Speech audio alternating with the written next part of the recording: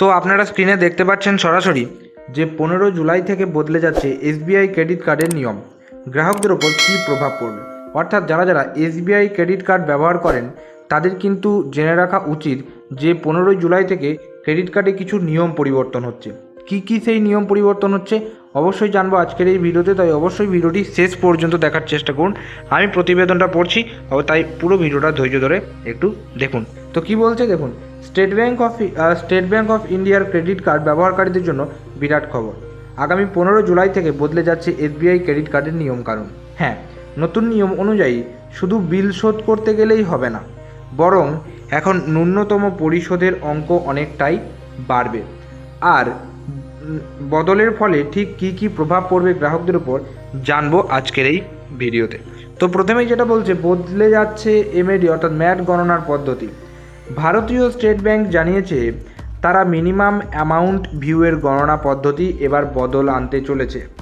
এতদিন পর্যন্ত শুধুমাত্র মূল বিলের নির্দিষ্ট অংশ দিলেই চলতো, তবে এখন থেকে বিলের সমস্ত উপাদান অনুযায়ী আলাদা আলাদা করে খরচের হিসাব রাখতে হবে। এই নতুন নিয়ম অনুযায়ী ম্যাডে এবার ম্যাডে এবার অন্তর্ভুক্ত হবে। কি কি অন্তর্ভুক্ত হচ্ছে? ম্যাড, যারা যারা ক্রেডিট কার্ড ব্যবহার করেন, ম্যাড আপনাদেরকে আর বোঝাতে হবে না আলাদা করে, আশা করি। ম্যাড হচ্ছে একটা স্মলেস্ট অ্যামাউন্ট যেটা আপনাকে ডিউ ডেটের আগেই কিন্তু দিতে হবে, যাতে আপনার অ্যাকাউন্টের উপর কোনো রকম আদার চার্জেস না জমে বা না অ্যাড হয়, বা আপনার অ্যাকাউন্টটা ঠিকঠাক থাকে। তো কি বলছে দেখুন, ইএমআই কিস্তির পরিমাণ সম্পূর্ণ অর্থাৎ পরিমাণ সংক্রান্ত তথ্য, ইএমআই কিস্তির সম্পূর্ণ পরিমাণ সংক্রান্ত তথ্য অ্যাড হচ্ছে। জিএসটির সম্পূর্ণ মূল্য, লেট ফি, রিনিউয়াল ফির মতো অতিরিক্ত চার্জ, ফাইন্যান্স চার্জ যদি সম্পূর্ণ বিল পরিশোধ না করা যায়, এবং ওভার লিমিট অ্যামাউন্ট, সাথে আরও অতিরিক্ত 2% ম্যাট কিন্তু যোগ হচ্ছে। এইগুলো ম্যাটে নতুন যেটা 15 জুলাই থেকে নিয়ম চালু হচ্ছে, এইগুলো কিন্তু অ্যাড হচ্ছে। ভালো করে কিন্তু আপনারা দেখে নিন। এর ফলে কি হবে সেটা আশা করি আপনারা আন্দাজা পেয়ে গেছেন, তাও আমি আপনাদেরকে একবার বলে দিচ্ছি। কি দেখছেন এখানে রয়েছে যে এই নতুন গণনা পদ্ধতির ফলে যারা দীর্ঘদিন ধরে আংশিক বিল পরিশোধ করে চলতেন তাদের উপর বিরাট প্রভাব পড়বে, কারণ ন্যূনতম পরিমাণ হিসেবে এখন আরও বেশি পরিমাণে টাকা দিতে হবে।